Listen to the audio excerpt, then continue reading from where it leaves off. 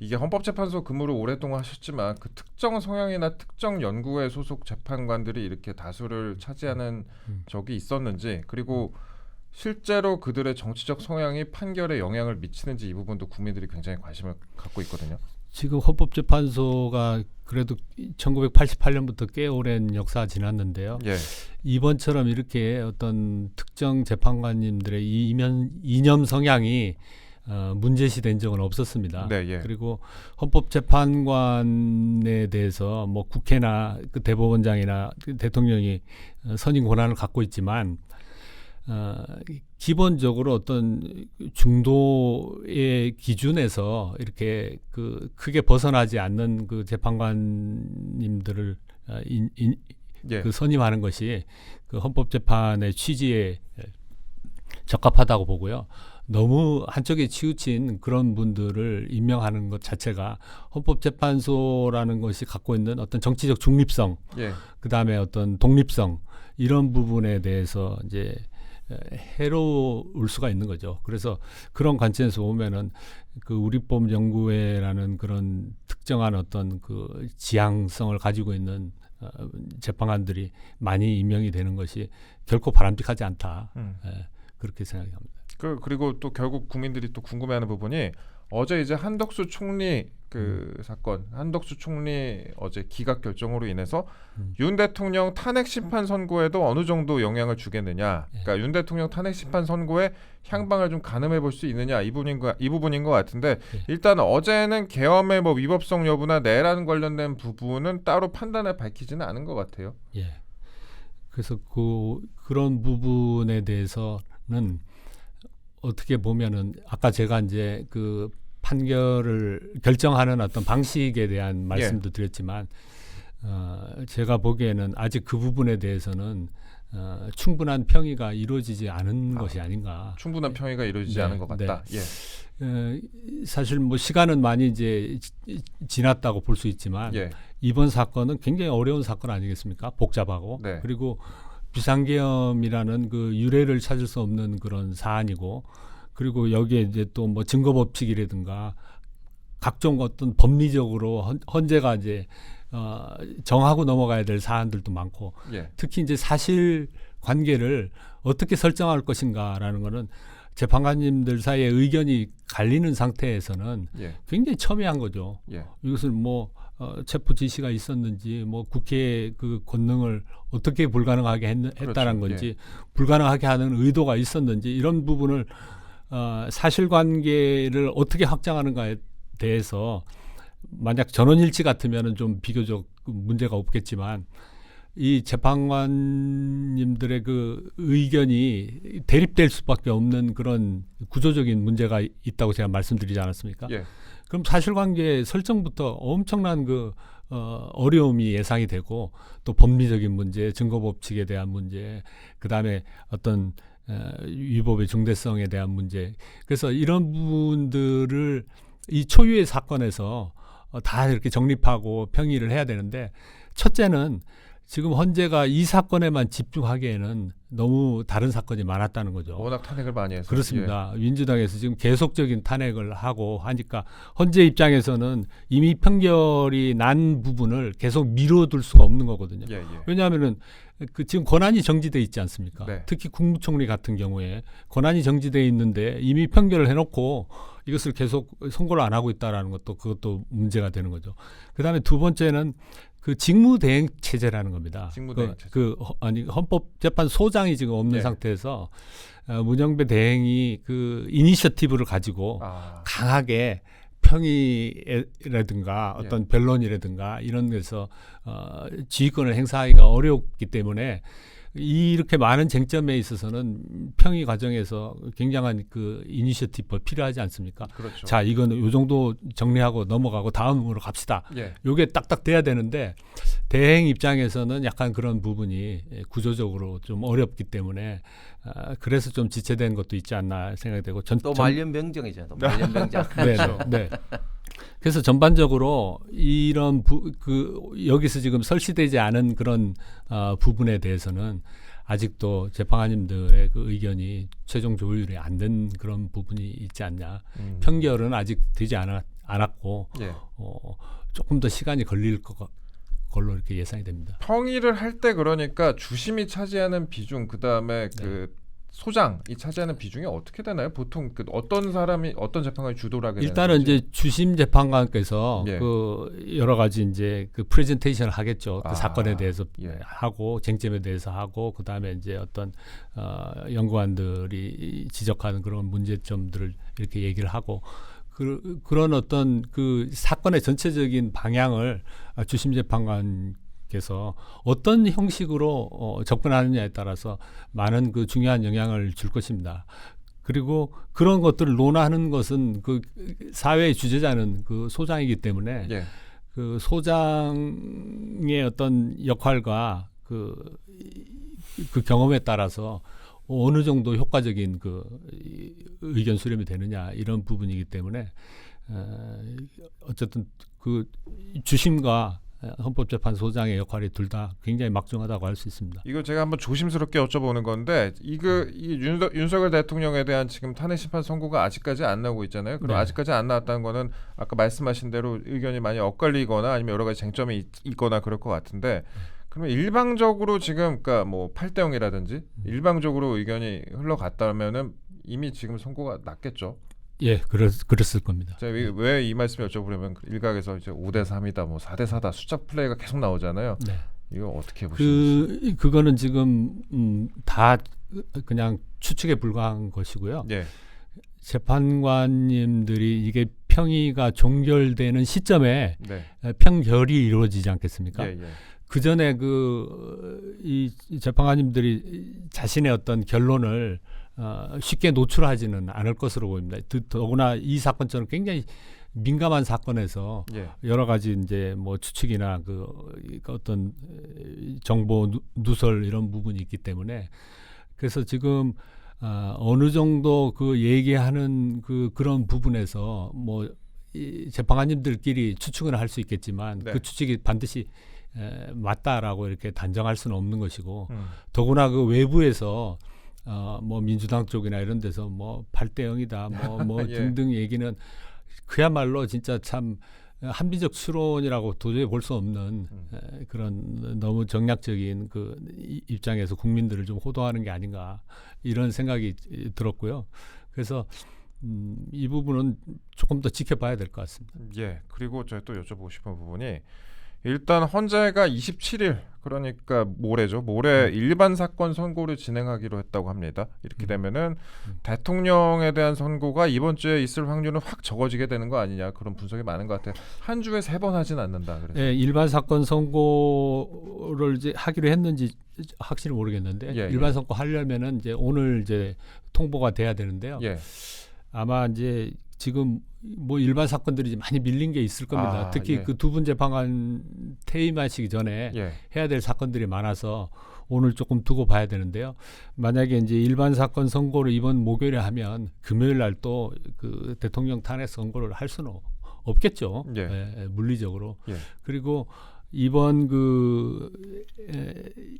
국무총리 사건에서 보듯이 예. 의견들이 많이 좀 갈릴 가능성이 높기 때문에 네. 거기에 대한 조율과 또 소수 의견, 뭐 보충 의견, 뭐 여러 가지 그 전원 법정 의견 등등 해서 쓰기도 상당히 어려운 부분이고 그리고 결정 선고를 하려면 이렇게 큰 사건은 결정문이 완전히 그 사인까지 돼야 될 것입니다. 네, 예. 그래서 바로 이렇게 결정문이 나와야 되는 상태이기 때문에 그 완성도까지 한다면 지금 그동안에 어떤 헌재가 너무나 바빴고 예. 그런 관점에서 보면 조금 더 시간이 필요하지 않는가. 그렇지 일각에서는 지금 뭐 이 사건이 그렇게 복잡하냐 왜 빨리 선고를 안 하냐는데 복잡합니다. 복잡해요. 네. 이 복잡한 사건 윤석열 대통령에 관련된 이 사건에 대해서 그러면 헌재 19년 근무 경력의 이제 변호사님께서 보시기에는 네. 어떻게 결론이 날 것으로 좀 예상을 하십니까? 저는 이제 개인적으로는 예. 이 사건에서 그 우리가 이제 12.3 계엄 때 이제 많은 국민들이 놀래고 예. 그 뭐 헬리콥터가 막 국회에 나오고 군인들이 이제 완전무장에서 진입하고 이런 그 부분이 굉장히 그 놀라고 당황스러웠겠지만 제가 긍정할 수 없는 부분은 초기부터 그 더불어민주당 쪽에서 내란이다. 네, 그리고 대통령 내란 수계다. 이렇게 해서 아주 네이밍을 한 다음에 그렇죠. 그렇게 낙인을 찍어가지고 탄핵 소추나 국민 여론까지 전파를 했거든요. 처음부터 운동장을 기울게 만든 거 아니냐 이렇게 봅니다. 그러면 거기서 우리가 내란이라는 거는 국민들이 뭐 법상식적으로 국회의원들의 어떤 감각으로 인정될 수 있는 문제가 아니고 이건 엄밀한 법적 개념 아니겠습니까? 네. 그럼 대법원 판례에 입각해서 판단을 해야 되는 개념이죠. 네. 네. 그래서 제가 조금 나중에 시간이 있으면 제가 이 사건이 왜 내란이 안 되는지 예. 그런 것도 좀 말씀을 드리고 그다음에 이제 그렇기 때문에 탄핵소추 국회 탄핵소추 의결 내용을 보면 예. 한 3분의 2는 내란에 관련된 얘기입니다. 예. 그걸 이제 그렇게 해서 대통령 탄핵소추 의결까지 갖고 여론이라든가 언론 그다음에 국민들 인식까지 다 이 내란 속에 이거 뭐 우리가 지나가다 보면 뭐 플랜카드까지 걸쳐 있지 않습니까? 그런 상태에서 나오는 국민들의 어떤 여론조사 이것도 저는 상당히 좀 오염됐을 가능성이 많다. 국민들 스스로가 이것을 이제 내란 프레임이 워낙 강하기 때문에 그런 상태에서 나오는 국민들의 어떤 여론 지평이 맞는가 이런 생각이 드는데요. 어쨌든 내란 그런 부분은 좀 부정적으로 봐야 될 사안인 것 같고요. 그 다음에 이제 현직 대통령을 아까 말씀드렸듯이 우리 국가의 대의기관 중에서도 가장 중요한 대의기관 아니겠습니까?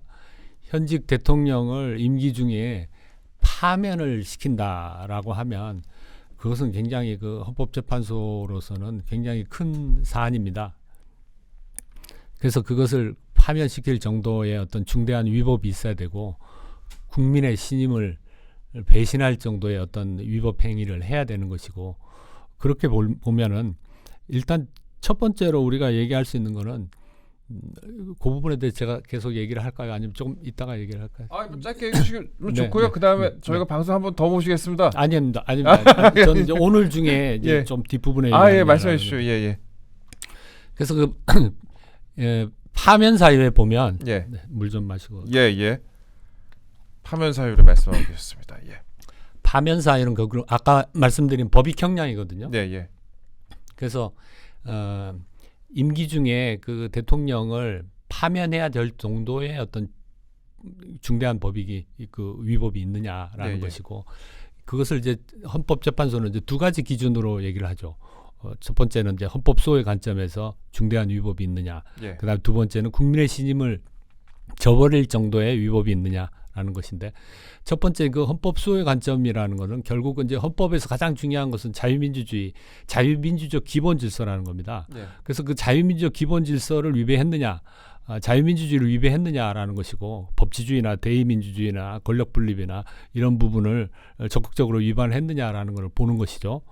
그런데 이번 케이스를 보면 대통령은 자유민주주의를 수호하기 위해서 비상경을 했다 이렇게 얘기를 한단 말이죠. 네. 그러면 자유민주주의를 위반하는 게 아니라 자유민주주의를 수호한다라는 목적을 가지고 있다면 헌법재판소 입장에서는 과거 이제 금융실명제에 대한 사건에서도 그런 판단을 했었는데 대통령의 어떤 긴급재정 경제명령이 어떤 헌법상 부합성을 가지고 있느냐라는 걸 판단한 적이 있는데요. 예. 대통령이 말하는 목적이 어느 정도 객관화될 수 있느냐. 라는 그런 부분을 검토를 해야 되는 거죠. 예. 근데 지금 대통령의 경우에는 지속적인 어떤 탄핵 소추로 행정부 국정이 마비될 정도고 그렇죠. 감사위원도 감사위원장 원장도 탄핵되고 이런 그리고 중요한 어떤 행정부의 어떤 예산 편성을 아주 그냥 무력화시키고 그리고 이제 종북 세력이라든가 자유민주적 기본질서에 해로운 어떤 세력에 대한 어떤 그런 위험성 그런 부분들이 있었단 말이죠. 그러면 첫 번째 지속적인 탄핵 소추를 보면 지금 9대 0으로 지금 계속 그 기각된 거 아닙니까? 그렇죠. 헌재가 이제 일부 그 탄핵 사건에서 소추권 남용은 아니다라고 했지만 그 부분도 사실은 이진숙 방통위원장 탄핵 소추에서 그때는 이제 본안 의견이 있었죠. 예, 그 예. 4대4로 이렇게 기각된 케이스이기 때문에 거기서 나왔던 설시를 검사 3인의 그 설시에 그냥 그대로 갖다 쓰니까 우리가 보기에 뭐 남용이 아니다라고 이렇게 인정을 하게 되는데 사실 그 검사 3인의 그 탄핵 소추를 보면 헌법이나 법률 위반 자체가 하나도 없었습니다. 하나도 없었기 때문에 과연 거기서 그 탄핵 소추권 남용이 아니라고 이렇게 단정한 것이 그것이 적절하냐라는 측면이 있고 물론 뭐 헌재가 그 탄핵 소추권 남용이라고 어느 케이스에서나 단정하기는 어렵지만 더구나 그 케이스에서는 조금 그 논란의 여지가 있는 거 아니냐 이런 생각이 들고요. 그렇게 해서 대통령의 그 첫 번째 이유는 어떤 상당한 어떤 이유를 가지고 있고 두 번째 그 예산 삭감도 객관적인 사실 아닙니까? 예. 세 번째 어떤 종북 세력이라든가 어떤 국가의 어떤 자유민주주의 위기 상황도 민주노총의 어떤 간첩 사건이라든가 그렇죠. 그 지금 국회의원들의 어떤 더불어민주당의 상당히 많은 성향의 국회의원들이 국가보안법 위반 출신이라든가 지금 뭐 민주노총과 그 더불어민주당의 어떤 굉장히 가까운 관계 이런 부분은 언론에서 보도가 된 것이 있고 민주노총이 지금 뭐 또 총파업까지 하겠다는 거 아닙니까? 헌법재판소가 빨리 선고를 안 하면 그렇죠. 예. 그게 그 근로조건을 개선하고 무슨 상관이 있습니까? 그래서 그 어떤 북한 지령에 의해서 그 민주노총 출신자들의 어떤 간첩 사건 이런 부분도 있는 것을 보면 헌법재판소가 인정하겠습니다만 어느 정도로 이것을 이제 객관화된 어떤 그 상당한 사유로 인정할 것이냐 적어도 그것을 무시할 수는 없는 입장이다라는 것이고요. 그렇기 때문에 첫 번째 그 파면의 위헌성 그 파면의 중대성 요건에 첫 번째 그 헌법 수호의 관점에서 위법성이라는 것은 조금 상당히 희석될 수 있는 부분이고 두 번째 국민 신임을 배신한 것이냐라는 것에 대해서 오히려 지금 탄핵 비상계엄 선포 때보다 지금 국민의 지지율이 굉장히 높아지지 않았습니까? 그래서 그런 부분들을 헌법재판소가 결정문에 쓸 수는 없는 내용이겠지만 상당히 고려할 수밖에 없는 거죠. 어떤 경우는 뭐 국민의 한 40%가 탄핵을 반대하고 이런 입장이기 때문에요. 그리고 대통령이 또 이제 최종 변론에서 앞으로 이제 비상계엄 더 이상 없다. 그리고 이제 국민 통합 차원에서 이제 개헌이라든가 어떤 새로운 질서 이런 거를 모색하겠다라는 것이 있었고 박근혜 대통령 탄핵에서는 이제 검찰 수사도 제대로 받지 않았고 사과도 진정성이 없다라고 했지만 윤 대통령은 이제 사과를 일단 했고 그 다음에 검찰 수사기관 수사를 제대로 받지 않은 것은 그건 여러 가지 그 지금 뭐 절차적인 문제가 있지 않았습니까? 그래서 이제 그것이 이제 구속 취소까지 나오는 입장이고 그렇기 때문에 그런 부분도 이제 고려가 돼야 되고. 그리고 무엇보다도 그 국회의 권능 행사를 불가능하게 했냐 당시 불가능하게 했다라고 우리가 단정할 수 있느냐라는 것이 있고 2시간 정도였으니까. 또 헌법 그 법원의 그 대법원의 판례를 보면 1997년의 전원 합의체 판례를 보면 97년 국헌문란에서 그 국가기관의 권능 행사를 불가능하게 한 그 시간적 요건을 설치하고 있습니다. 이게 이제 원래는 이제 뭐 영구적으로 불가능하게 하는 것도 있을 거고 사실상 상당한 기간 불가능하게 해야 된다라는 거죠. 사실상 상당 기간 불가능하게 해야지 그게 불가능으로 인식되는 겁니다. 사실상 상당한 기간. 근데 이제 그 전원 합의체 케이스가 12.12 그 내란 사태 아니었습니까?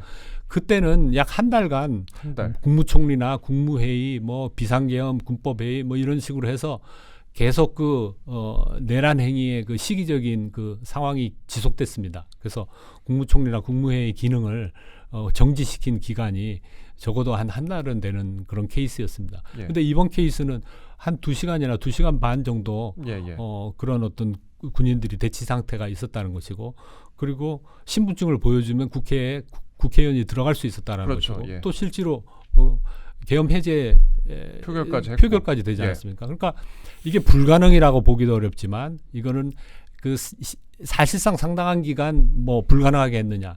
그 시간적 요건에도 맞지 않는다는 거죠. 그래서 이것은 대법원 1997년 전원합의체 판결에 의하면 도저히 내란이라고 보기 어려운 케이스인데 어떻게 해서 그 일반 국민도 아니고 그 변호사들이나 헌법학자들이나 이런 분들이 그냥 그 당연한 전제로 이렇게 하는 것은 적절치 않고 애초부터 그것을 더불어민주당이 강조해서 기울어진 운동장으로 만들어 놓고 지금 그 대통령을 좀 수세에 놓는 형국이 아닌가 이런 부분들을 헌법재판소가 내란죄 부분 철회 관련해서 직접 그 판결은 하지 않겠지만 충분히 그 평의에서 고려하실 것으로 생각이 됩니다.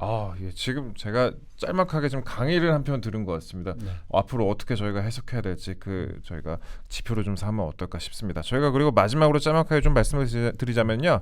우리 변호사님께서 이번에 책을 한 권 쓰셨습니다. 보수와 진보의 이념 대립 승자는 대통령 탄핵을 중심으로라는 책을 쓰셨는데 이게 그러니까 이번 탄핵과 관련해서 윤 대통령 그 탄핵과 관련해서 그 탄핵 전국에서의 여러 가지 있었던 뭐 수사의 뭐 적법성이라든지 그다음에 뭐 재판이라든지 이런 부분을 다 언급하신 부분 아니겠습니까? 예, 네. 제가 사실은 뭐 그 책을 쓸 생각까지는 없었는데 예. 전한길 선생님이 그 여러 가지 그 예. 활발하게 그 목소리를 내시는 거 보고 나도 이제 헌법을 전공한 그 헌법재판 전문 변호사고 헌법소송에 대해서 이제 그동안 이제 여러 가지 활동을 했는데 이 부분에 대해서는 좀 명확한 선을 해야 되겠다라고 하고 그 다음에 이제 보수와 진보의 그 이념 대립이 굉장히 심하지 않습니까? 네. 대통령 탄핵도 미시적으로 보면 여소야대에서 행정부와 국회 관계이지만 갈등 관계이지만 구체적으로 보면은 결국은 그 이념 대립의 현상을 갖고 있습니다.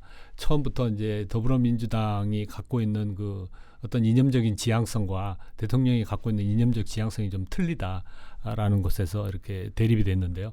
저는 이제 안타까운 게 우리 헌법을 기준으로 그런 문제를 어떻게 바라봐야 될 거냐. 헌법의 이념적인 정향성은 어디냐라는 네. 것이죠. 그래서 우리 헌법은 그 해방 이후에 자유민주 계열의 그 헌법을 채택한 것이기 때문에 이것은 명백히 어떤 사회주의라든가 뭐 인민민주주의라든가 이런 어떤 쪽이 아니라 자유민주적 기본질서, 자유민주주의 입장에서 택한 헌법이기 때문에 기본적으로 보수적인 입장이라는 것이죠. 네. 그거는 뭐 많은 국민들도 그 인식을 하고 있을 겁니다. 문제는 이제 그 보수가 올바른 보수가 돼야 된다라는 것이 이제 시대적 과제인 것이지 이것이 지나치게 어떤 국회나 행정부 뭐 사법까지 영향을 미치는 그 진보 좌파적인 그런 이념이 너무 강하면 이것은 우리 현행 헌법 시스템하고 굉장히 부하가 걸릴 수 있는 굉장히 좋지 않은 것이다라는 관점에서 그런 책을 쓰게 됐고요. 그 책은 그러다 보니까 이제 대통령 탄핵 사건을 분석하고 예.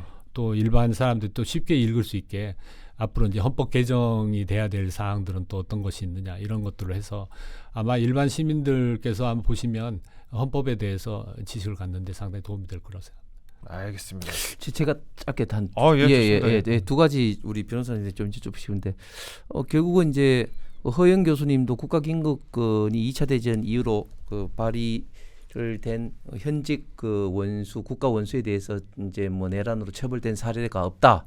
이런 또 말씀도 하셨고 조금 전에 우리 변호사님이 하신 이제 판례 그리고 헌법 결정문 중에 96년 국가 금융실명제에 대한 국가 긴급 재정 명령권 관련해서는 이것은 대통령의 어떤 통치행위인데 이제 기본권 침해에서는 뭐 사법심사할 수 있다 뭐 이런 그 표현이 있고 97년도 12.12 관련된 대법원 전원합의체 판례는 조금 전에 말씀하신 이 통치행위 이제 그 비상계엄의 통치행위를 인정하지만 국헌 문란 행위에 대해서는 사법심사가 되는데 국헌 문란의 어떤 정의를 국가기관에 대한 일정 기간 기능을 마비시키는 어떤 행위로 이제 정의를 했는데 그런 어떤 것에 비해서는 분명히 이번 대통령의 2시간 반 동안의 비상계엄은 통치행위도 하지만 특히 국헌 문란 행위가 아니면 주지의 사실인데 과연 이런 어떤 기존의 어떤 판례를 과연 지금 헌법재판소가 어떻게 받아들일 것인지 왜냐하면 지금 헌법재판소가 자꾸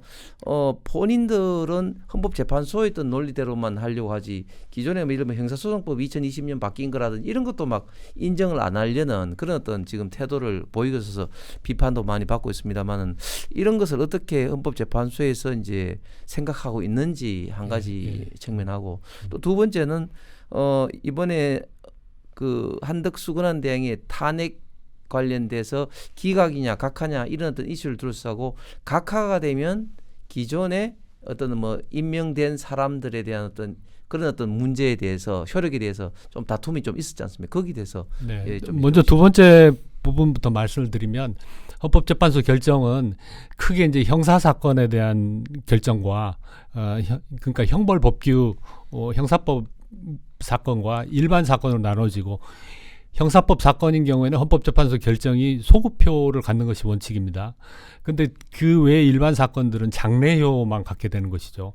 그래서 헌법재판소 결정으로 인해서 소급적으로 그 전에 임명된 어떤 재판관의 어떤 위상이나 그런 부분을 건드리지 않는다라는 것이기 때문에 그것은 뭐 영향이 없다 이렇게 말씀을 드리게 되고 그 첫 번째 그 내란에 대한 부분은 아무래도 헌법재판소는 1차적으로 대법원 판례를 볼 수밖에 없습니다. 왜냐하면은 그는 형사법 문제고 대법원에 확립된 판례라는 것은 가장 권위를 갖고 있는 것이기 때문에 그리고 헌재가 이제 금융실명제 사건에서 얘기한 어떤 통치행위론 그리고 어떤 기본권 침해인 경우 말씀하셨듯이 통치행위도 삼을 수 있다. 그렇지만 통치행위라는 개념은 원칙적으로 사법심사가 안 된다는 개념이거든요. 네. 그래서 거기서 이제 나온 그 이유가 어떤 객관적으로 대통령 판단을 정당화할 수 있을 정도의 어떤 위기 상황에 대한 것이냐 이런 부분을 이제 판단을 하게 되는 것이고 그 틀이 지금 이번 헌재 결정에서도 유지가 될 것이라고 생각이 들고요. 아까 말씀하신 그 2022년 형소법 개정에도 불구하고 헌재가 과거의 어떤 증거법칙을 갖고 있는 그런 부분은 그거는 이제 재판관님들 평의에서 재고가 될 것으로 생각합니다. 왜냐하면은 헌법재판관이었던 강일원 재판관께서 매일신문인가 거기에 또 매일경제에 또 칼럼도 쓰시고 그것은 이제 1990 그 박근혜 대통령 탄핵에 어떤 좀 약간 특수한 그쪽에 이제 관련된 그 증거법칙일 수가 있는데 이번 케이스는 내란죄에 대한 것이고 그리고 더구나 그 피청구인의 어떤 그 절차적 방어권을 보장해줘야 되기 때문에 헌법재판소가 비록 이제 문 대행께서 그 변론에서 뭐 그런 말씀하셨더라도 그것은 평의에서 재고돼야 된다. 특히 뭐 김복형 재판관님 같이 그 법리적인 그런 부분을 말씀하시는 분이 그냥 넘어가겠습니까? 그래서 그 부분은 앞으로 그게 이제 그 내용이 결정문에 나올지 안 나올지는 모르지만 헌법재판소가 내부적으로 그것을 좀 번복해서 새로운 어떤 증거법칙을 나름 확립하는 것은 충분히 있을 수 있다. 그리고 그런 부분을 바깥에서는 잘 알 수는 없죠. 왜냐하면 헌재 결정을 보면 증제 몇 호에서 사실 인정하는 건 아니거든요. 그렇기 때문에 결국 내부적 평의를 통해서 조정될 것이다 이렇게 봅니다.